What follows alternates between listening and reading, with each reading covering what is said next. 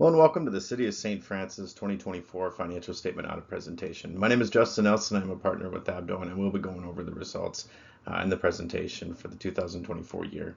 I'd like to start by just saying a quick thank you to the City Council for having us as your audit firm. I do appreciate it. And I'd also like to just say a quick thank you to the city staff, mainly Darcy, the finance director, for all her help as part of the process. We couldn't have done it without her and the rest, so we appreciate that. Thank you. All right, so an introduction of what I'll be going over in the presentation. We will be going over the audit results, giving an opinion on the financial statements and related internal controls, and go over any audit findings for the current year.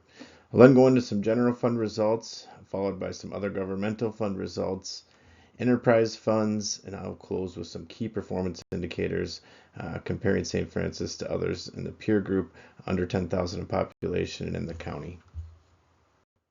All right, so the audit results for 2024's financial statement audit would be a clean, unmodified opinion, which is the opinion the city is looking for. We arrived at our opinion by testing a number of different things surrounding paying of bills, paying of employees, looking at utility billing transactions, property taxes, intergovernmental grants, as well as what the council gets to make decisions.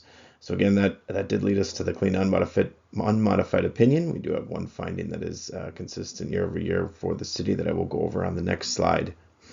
The second thing we are required to do as part of our audit is test Minnesota state statutes and compliance with those statutes. The Office of the State Auditor does put guides on their website that we are required to test specific to cities, but we do test a number of others as well. So just a couple examples of some of those items we're required to test would be timely payment of bills, as well as any lack of conflicts of interest with anybody in the city or on the city council. So no legal compliance findings that we were made aware of during the current year audit. All right, so the audit finding and results for 2024, again, I noted there's just the one finding. Again, this one has been consistent year over year for the city, titled Limited Segregation of Duties, which is, again, an internal control related finding. Again, this one really does relate to just the overall control and opportunity that does exist with the one employee, the finance director. Again, there are a number of different compensating controls that do exist within the city with reviewing of accounts payable, and other people opening the mail and things of that nature. We do still just identify that, again, control does exist, and if the controls were overridden and the control is significant enough, this is something that we do point out. This is, again, somewhat of a small city finding, again, something that we report for a number of our different cities, and again, one that is not uncommon for the city of St. Francis. All right, so we'll switch into a little bit of the financial results, starting with the general fund compared to budget. So we do show on the screen a five-year comparison of the actual fund balance as well as the city's fund balance minimum policy of 45%. We also show the budget offset 1 year with the actual fund balance and that policy. Again, we do compare the future budget to the current reserves, looking at that percentage, so that is accurate there. So again, overall, I think the fund balance has been pretty steady or increased 3 over the last 4 years. I think that's positive. Again, that percentage in this, 63 to 68% above that 45% minimum policy. So I think overall, really good to see there, positive trend in the right direction. Again, fund balance does continue to increase, which is important because, again, the city's general fund budget also does continue to increase with inflation and other items. So I think, again, this is really informational, but I think overall good results and trend in the right direction for the city's general fund. All right, so next we're just going to focus on 2024, looking a little bit how we arrived at that last slide's current year. So we do see here that we do present the final budget for the general fund on the left-hand column. The actual amounts are in the middle, and the variants are on the right-hand side.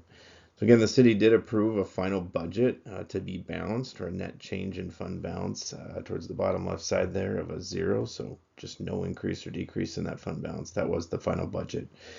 So the actual results did come in a little bit better. Again, the net change in fund balance was an increase close to 420,000. So I think that's positive. Again, how we got there is looking at the revenues. Revenues were in excess of budget by close to 670,000. Looking at the number of categories in the general fund for revenues, pretty much all of them were in excess of the budget. So overall, licenses and permits and intergovernmental revenue made up the two larger variances. The expenditures also were a little bit over, again, close to 250,000. Again, some of those increases in the license and permits, also offset with some of the increased expenditures, mainly in public safety, which is where a lot of the inspections and building activity is as well. So I think overall, everything kind of right in line with what expectation and good results for the general fund in 2024, increasing its fund balance. All right, so next we just really provide some information here in bar chart format, similar information to what we went over in the budget, but we look for any trends one way or the other in how we separate things in revenues as well as transfers and expenses and transfers. So again, this is a 3-year comparison of what those revenues and expenditures look like. Again, we'd be looking for anything that sticks out as an outlier. And again, if we look at the revenues, no significant outliers. Again, I think intergovernmental grants continues to go up, which is positive for the city. And again, I think it just outlines the significant portion of the tax or the property tax revenue that makes up the revenues for the general fund, even with the others. Expenditures, again, I think the only thing to point out here is, again, just the continued rise in public safety for a lot of the cities across the state of Minnesota, and what a significant percentage that makes up of the overall general fund expenditures. All right, so the next type of funds would be the special revenue and component unit fund balances. So again, this really is more of informational in nature as well. We do have the EDA as well as the police forfeiture. Not a ton of activity in either of these two funds. Again, I think the thing to point out here, resources are restricted for use for EDA and police forfeiture related expenditures in the future. Again, and everything's pretty consistent here.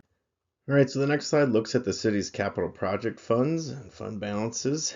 Again, we can see the listed out capital project funds on the top, and we have just kind of a breakdown of how the fund balances are split out in fund balance category on the bottom, again by restricted and assigned.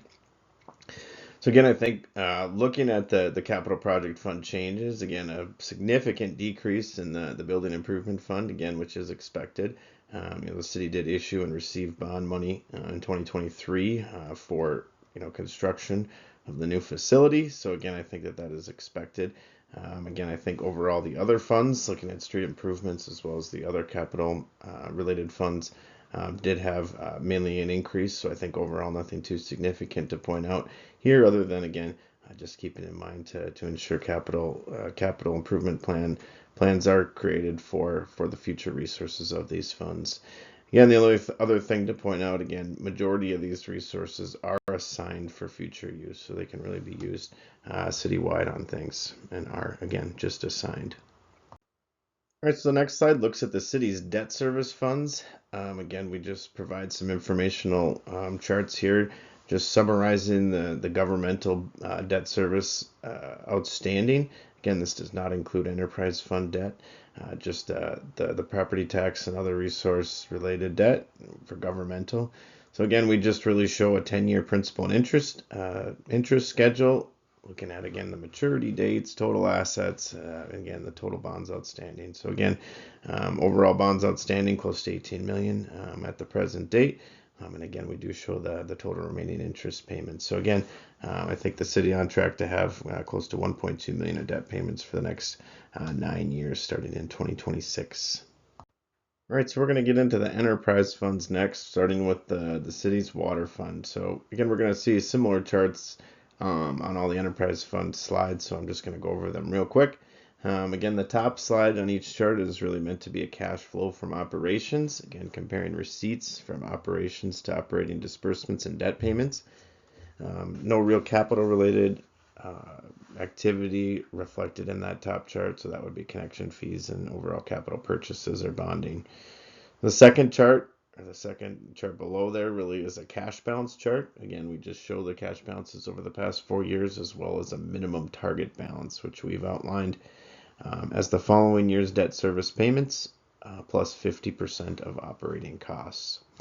So starting with the water fund, again, I think we can see over the last few years, receipts really are pretty consistent to overall costs. I think, again, something to keep in mind that receipt line is not exceeding those. So again, looking at the rates, they're pretty much right on covering the costs there. So if we go down to the second chart here, looking at over the overall cash balance of the water fund, I think overall cash has steadily increased over the past 3 years, which is positive. Again, likely due to some of the other activity for connection fees, and things of that nature. But again, the balance is above that minimum target, and overall, I think things look like they're trending consistent or in the right direction for the fund.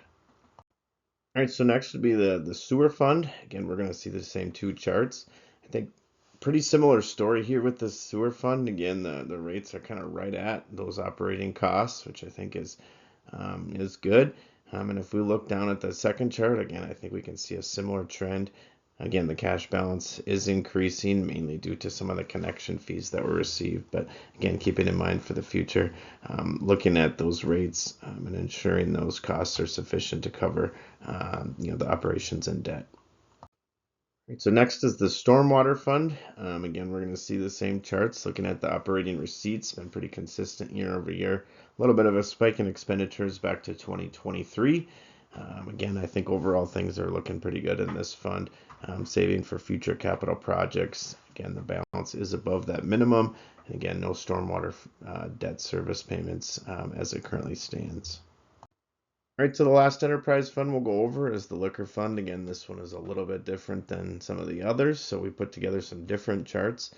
Again, so this one I would probably try and focus the attention towards some of the middle items, looking at the gross profit and profit percentage, as well as the operating income, and again, change in net position on the bottom, as well as the cash balance there too. So I think overall, if we compare, again, the most recent information available from the Office of the State Auditor, the 2023 statewide averages on the way right, and looking at kind of that gross profit percentage, I think, 22 and 23 looking at about 24.7 and 24.9 gross profit percentage. I think those are strong.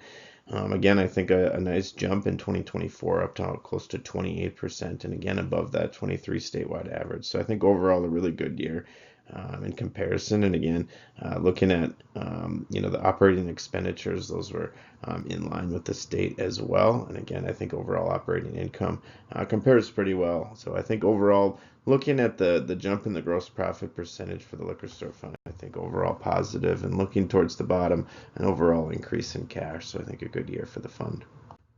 Right, so I'm not going to spend much time on this one. This really is a bar chart that's more informational in nature, where you can kind of look and follow some of the things related to the cash and those sales, gross profit, things of that nature. So I think, again, this is more informational in nature and can be applied to kind of some of what I mentioned on the previous slide.